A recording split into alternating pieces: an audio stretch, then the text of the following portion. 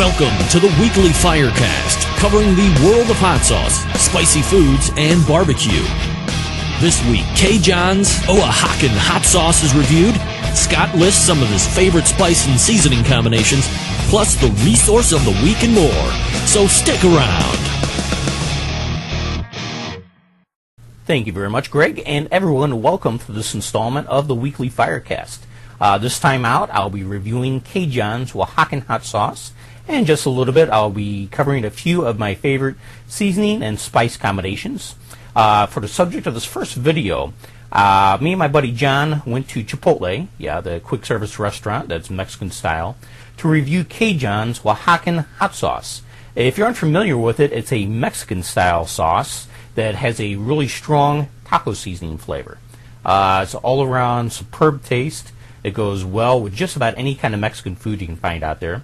I've had it many times myself, but it was John's first time trying it out, so I wanted to get his impressions on video as well as mine when I tried it on some soft tacos. So without further ado, here's the video. Hey, this is Scott Roberts. I'm doing a review on Oaxacan hot sauce. This is put out by CaJohns. It's a very good sauce. I've had it many times in the past. It has a good, fantastic, not just good, fantastic taco seasoning flavor. Here with my friend John here at Chipotle. We're going to try it on some of our food. I have some soft tacos here. Put some of this on here. See how much it really perks up the taste. Put a bunch on this. Since I've had it, I know it's not very hot. Of course, I always get the messy stuff here, so bear with me.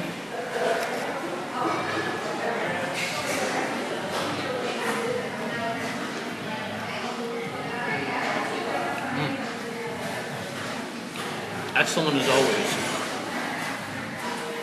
If you're a fan of big fan of taco seasoning with the cumin, the onion, a little bit of chili pepper taste, this is fantastic. I had a barbacoa, the beef taco, and it has a fantastic flavor to it. I would highly recommend the sauce now. Now, I'll grab the camera and let my friend John try this for the first time on his burrito. So, here we go. Wonderful. And what kind of burrito do you have there, John? I think I have the standard. Where are we? Chipotle. Chipotle burrito. Pretty much just got chicken, black beans, cheese, and their spicy sauce, which is not spicy. Yeah. So let's pour a bunch of this on here. There you go. Give it a go. I've never actually had this sauce before, so. Get his first impression of it here. First impression. Hopefully I can taste it through all the other nonsense that's on the That's right, yeah. You have a mini football there. Yeah, no kidding.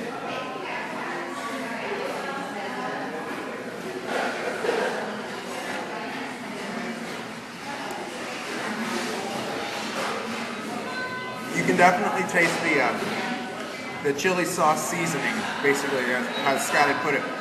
It's yeah, if you like almost like homemade tacos, then this is kind of the sauce for you. It's pretty good. It's not hot. It's well-rounded. Your wife would like it too. Well, excellent. Anyways, I'm sure you'll see plastered all over the video.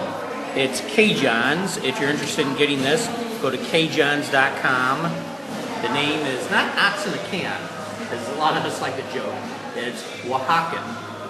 It's a Mexican Aztec word, but it's a very, very tasty Mexican-style sauce. You got that? All right. So anyway, this is Scott Roberts signing out. This week's resource, for the first time, is not a website, but a book. And if you haven't read this, be sure to pick up a copy. It's the Complete Chili Pepper Book, written by Dave DeWitt and Paul Bosland. It's as complete of a chili pepper book as I've ever read. It gives information on over 100 varieties of chili peppers. It tells you exhaustively how to plant them, grow them, store them, do all kinds of things with them. Plus, it's chock full of recipes. So if you're into peppers at all, this is a must-read for you. Johnny McLaughlin asked me a few weeks ago what were some of my favorite spice and seasoning mixes and combinations. Instead of just giving a personal response, I thought this would be a great little subject to add to the Firecast here. I don't know if there's anything specific out there in the culinary world. I'm not a trained chef. I haven't, just poured over dozens of cookbooks in this.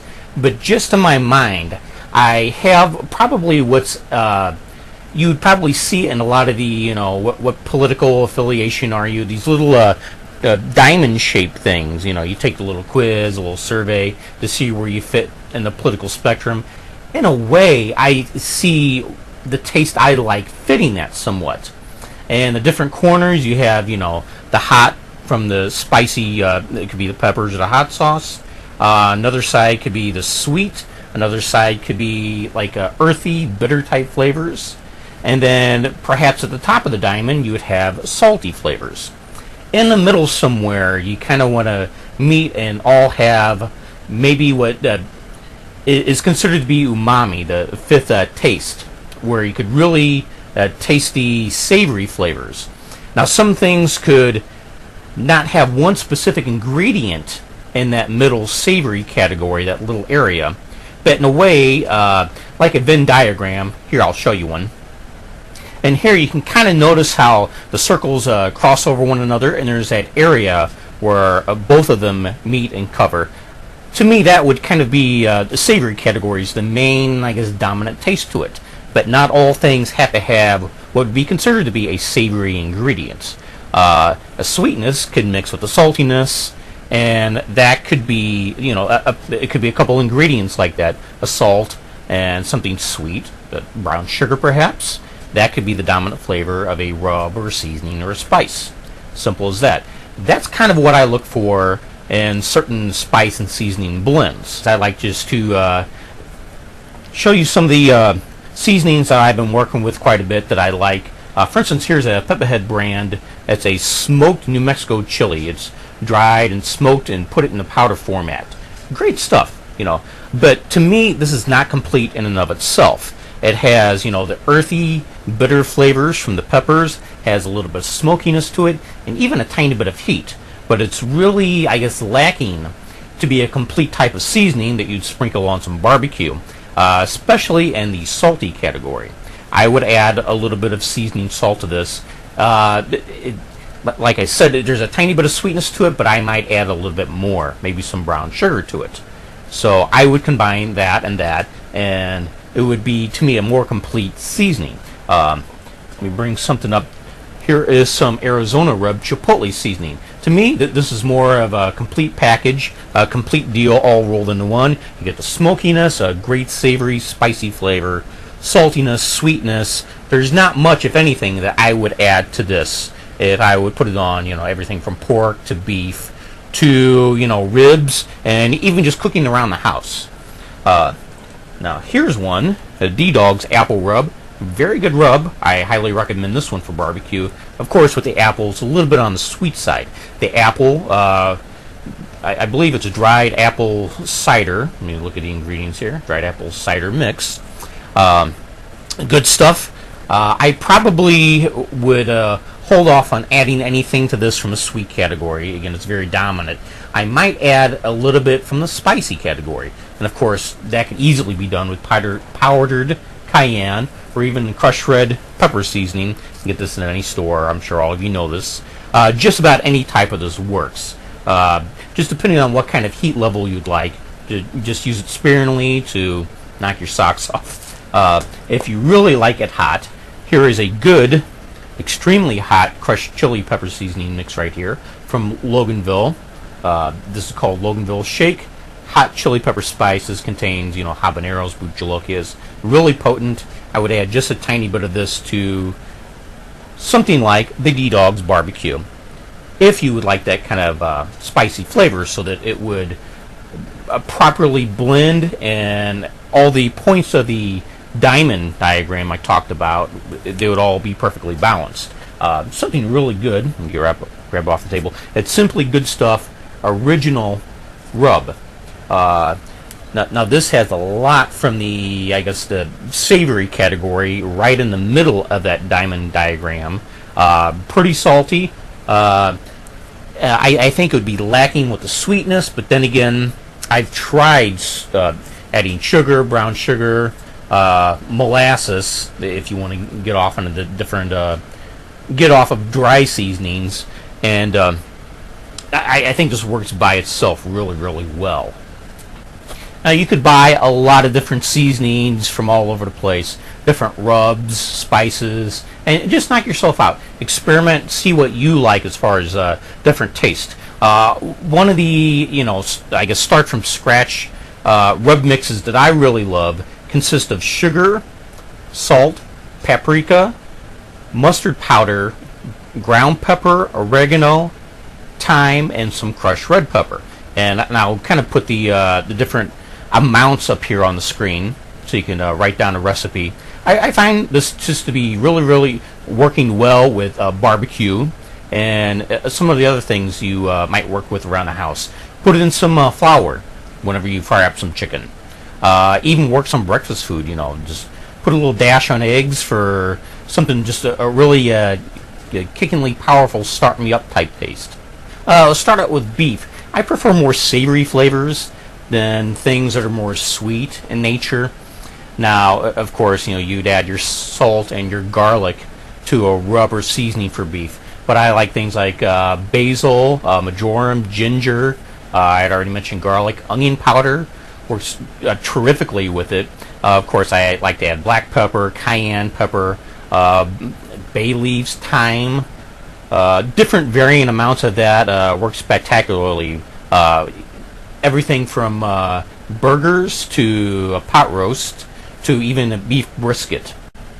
Now with pork, in addition to a lot of the salty and savory ingredients, I also add a lot of sweet things to it.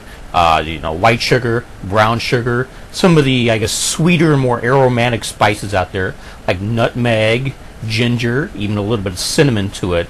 Worcestershire sauce, when you get into the wet rubs and things like that.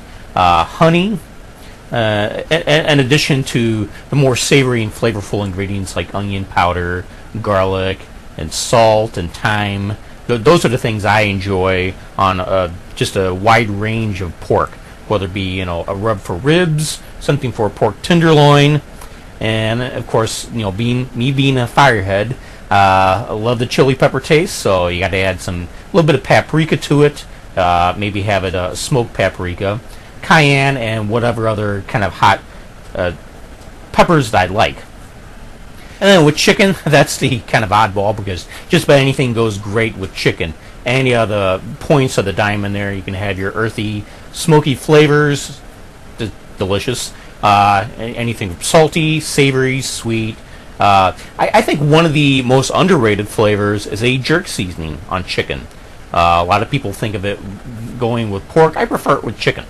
Now, to get a good jerk seasoning, of course, I think the dominant flavor is the allspice. And it's a really distinctive flavor, just a savoriness that just kind of stands out on its own. But of course, you add your hot components. It could be a Scotch bonnet pepper. If you don't have access to that, maybe some habanero powder, cayenne, and then you add things like thyme and onion and garlic, maybe something like nutmeg, a little cinnamon, spice. Put all these things together. It's a really complex, but just a fantastically interesting flavor. And if anyone does a jerk seasoning well, I give them 100 thumbs up. But of course, there's a million different spice combinations, and it's ultimately up to you to figure out which ones you like. So don't be afraid to experiment in the kitchen.